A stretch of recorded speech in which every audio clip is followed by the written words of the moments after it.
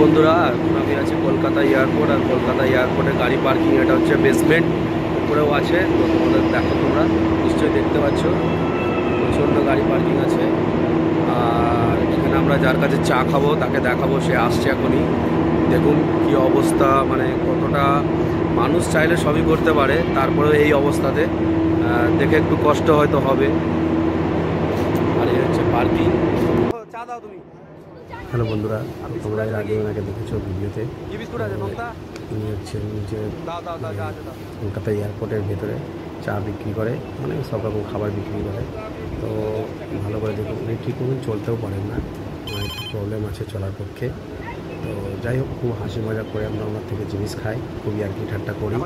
আর এর মধ্যে উনি খুশি হয়ে, কারণ আমরা ড্রাইভার না, এই ড্রাইভাররা যদি ওনার কাছে না খায় তো ওনার বিক্রিও বন্ধ হয়ে যাবে। কারণ এর আগে যখন এয়ারপোর্টের মুখে বসতো, যেখানে প্যাসেঞ্জার যাতায়াত করতো, সেখান থেকে তুলে দিয়েছে, সেখানে বসতে দেওয়া নিষেধ করে দিয়েছে, তাই জন্য সেখানে আর বসে না। এখন উনি এই এয়ারপোর্টের নিচে এসে পার্কিংয়ে নিয়ে এসে এই যে ঠেলাটা দেখতে পাচ্ছেন, মানে এয়ারপোর্টের ট্রলি বড় ঠেলা, এই ঠেলাতে করেই উনি ওটার সাহায্য নিয়ে মানে বিক্রি করে বেড়ায়। আর আমরা যত ড্রাইভাররা আছি সব যে যেমন পারে কিনে খায়, কারণ এটা করেই ওনার রুজি রোজগার। উনি অনেক দূর থেকেই আসেন, দূর থেকে এসে এখানে বিক্রি করেন। দেখুন, আমি এলাম, একটু বিস্কুট খেলাম, আর চা আমার কপালে ছিল না, চা শেষ হয়ে গেছিলো। তো যাই হোক, এখানে ওনার ভালোই হয়, আমরাও চাই যাতে ওনার ভালো হোক। হ্যাঁ, কারণ আর এয়ারপোর্টে যদি কোনো ভাই ড্রাইভাররা আসো সকালের দিক করে এলে একদম নিচে বেসমেন্টে চলে যাবেন, ওনাকে পেয়ে যাবেন। চা পা খাওয়ার জন্য হলে চলে যাবেন। আবার উনি ঘুগনি পরোটাও রাখেন অনেক সময়, পাউরুটি ঘুগনি যেটা বলে সেটাও রাখে অনেক সময়। আর খুব মানে এই আর কি ঠাট্টাও করে আমাদের ড্রাইভারদের সাথে।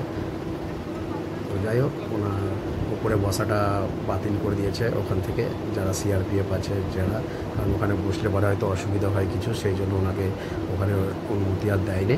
তাই জন্য উনি ঠেলা করে রোজ সকালে কার পার্কিংয়ে চলে আসে, আর কার পার্কিংয়ে ওনার ভালোই মানে সেল হয়ে যায়। তো ওনার সাথে কথা বলে খুব ভালো লাগবে, দেখবেন খুব হাসি ঠাট্টা করে আমাদের সাথে, আমরা খুব ইয়ার্কি করি। তো খুবই ভালো, খুবই ভদ্র।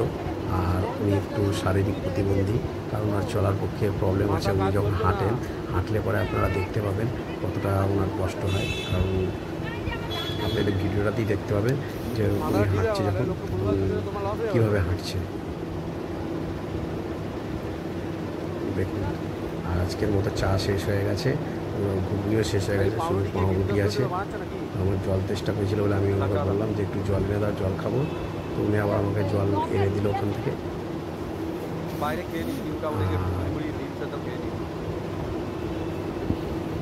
তো থ্যাংক ইউ বন্ধুরা, ভিডিওটা ভালো লাগলে অবশ্যই লাইক শেয়ার করে দেবেন।